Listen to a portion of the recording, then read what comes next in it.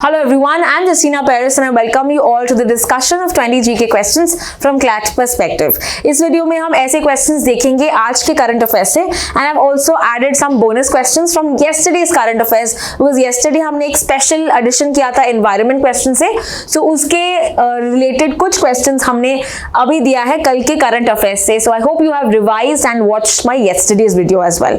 Right, let's start with the first question of the day then. Which state is officially notified a greater flamingo sanctuary और ये आज कल के दिन किया था on world environment day by the chief minister of Tamil Nadu. तो answer इसका है बी, तमिलनाडु धनुषकोडी में. Next, the greater flamingo sanctuary at Dhanushkodi is part of which ecologically sensitive area. ये पार्ट है एक बायोस्फीयर रिजर्व जो है गल्फ ऑफ मन्नार. तो इसका आंसर है B, gulf of Mannar biosphere reserve. Proceeding to the third question, in which of the following countries does the Brahmaputra river not flow? Read the question well. ये India में तो flow ही करती है, China में भी करती है, ओरिजिन तो वहीं से होता है, बांग्लादेश में जाके बे ऑफ बंगाल के थ्रू मिल जाती है. तो यहाँ पे आंसर एक ही है, नेपाल. नेपाल में ये फ्लो नहीं करती, therefore your answer is C. Let's proceed to the next question. What is the local name of the Brahmaputra river in Tibet? Tibet में इसको हम कहते हैं Yarlung Tsangpo and therefore your answer to this is B, Yarlung Tsangpo. Which Indian state is not part of the Brahmaputra basin? ठीक है, यहाँ पे याद रखना है कि आसाम, अरुणाचल प्रदेश, मेघालय में ये रिवर फ्लो करती है, बट नॉट इन त्रिपुरा. ये आज के आर्टिकल में हमने डिस्कस किया था. मेनली जैसे त्रिपुरा है, मिजोरम है, राइट, मणिपुर है, यहाँ पे ये रिवर फ्लो नहीं करती. whereas Assam, Arunachal Pradesh, Meghalaya, Nagaland, Sikkim, all of these are where this river flows. So answer to this is C. Upper Siang project, okay, is a hydroelectric power plant being developed in which state of India? तो यहाँ पे answer है अरुणाचल प्रदेश. इसमें protest चल रहे थे तो हमने ये आर्टिकल भी देखा था, अपर सियांग प्रोजेक्ट. इसके अलावा this one more project called as Etalin hydro power project. ठीक है, तो आपको ये दो प्रोजेक्ट्स याद रखना है जो ब्रह्मपुत्र रिवर पे है. Next, what is the name of the proposed river linking project that aims to transfer surplus Brahmaputra water to the Ganga basin? इसको कहते हैं मानस संकोश तीस्ता गंगा लिंक. आज के आर्टिकल में हमने ये देखा था, तो आंसर इसका है B, Manas Sankosh Teesta Ganga link. So a surplus river or surplus water of Brahmaputra is going to be passed to Ganga. Next is what is the Brahmaputra river called in Bangladesh? Bangladesh में इसको कहते हैं जमुना. ठीक है, Jamuna is what it is called. Padma is the name for Ganga. Padma is the name for Ganga in Bangladesh, right? So answer इसका है C. Let's proceed to the next question. What position has Pakistan been given as a counter-terrorism committee? Counter-terrorism committee में, अरे 1 minute. Yeah.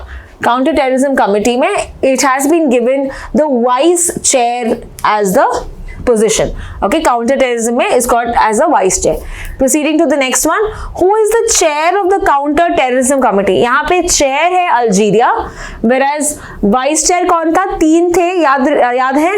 One is Pakistan, France and Russia. Pakistan, France and Russia. तो answer इसका है B. Next, which country is currently the chair of the most important counter-terrorism committee under UNSC resolution 1267, ISIL and Al-Qaeda sanctions committee? और इससे को भी related है तो उन पे सैंक्शंस लगाते हैं ये कमिटी. और अभी इसका को-होस्ट इसका चेयर है डेनमार्क. इंडिया हुआ करती थी इन द ईयर 2022, राइट, अभी है इसका डेनमार्क. तो आंसर इसका है B. Next one, which key committee will Pakistan chair at the UNSC? That is in this year, remember हमने देखा था Taliban sanctions committee, right? chair पूछा है, so remember chairing in the Taliban sanctions committee. answer इसका है B, 1398 वाला resolution था ये, right? Proceeding to the next article. Next question is, which organization prepared the recent assessment report on the status of tiger prey? ये दो institutes थे, एक था NTCA और दूसरा था Wildlife Institute of India. Wildlife Institute of India and NTCA. Hence the answer is B. Okay, इसका answer है B. Let's proceed to the next question. When is India planning to complete its next population census?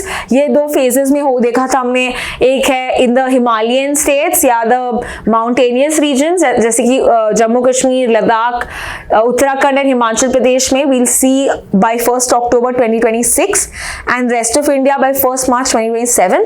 तो इसका answer है B 2027. Complete कब होगा पूछा है, तो आंसर है 2027. Next one, the last enumeration in India, the last caste enumeration, मतलब कास्ट होगा, इस बार भी कास्ट एन्यूमरेशन हो रहा है. तो पहले बार हमने देखा था कब हुआ था, 1931 में. इसके बाद भी नेवर सॉ कास्ट एन्यूमरेशन, तो इसका आंसर है B 1931. We also saw you can say the census boycott Sunday भी घोषित किया था 1931 में. So I hope you remember, कल के आर्टिकल में डिस्कस किया है. Next, who is the current president of the International Institute of Administrative Sciences?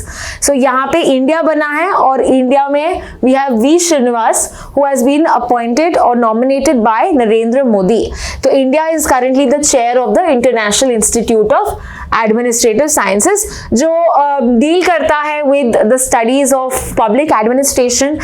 UN की मदद करता है in a not formal manner, okay, in an informal manner that we see. तो ये 3 साल के टर्म के लिए बना है.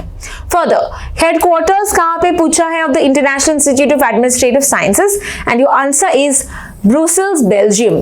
ओके, तो आंसर इसका है B, Brussels, Belgium. Let's proceed to the next question. कल हमने देखा था हेमा कमेटी रिपोर्ट के बारे में, तो ये क्वेश्चन पूछा है कि किससे रिलेटेड है.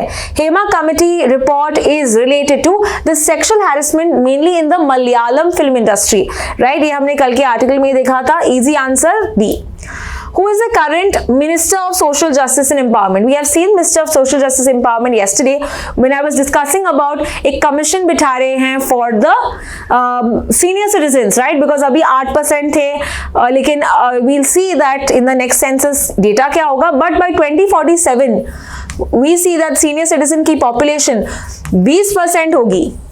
राइट, सीनियर सिटीजन की पॉपुलेशन 20% होगी. So we have seen this. And current minister कौन है यहाँ पे सोशल जस्टिस एंड एम्पावरमेंट के, that is doctor Virendra Kumar. Answer इसका है बी.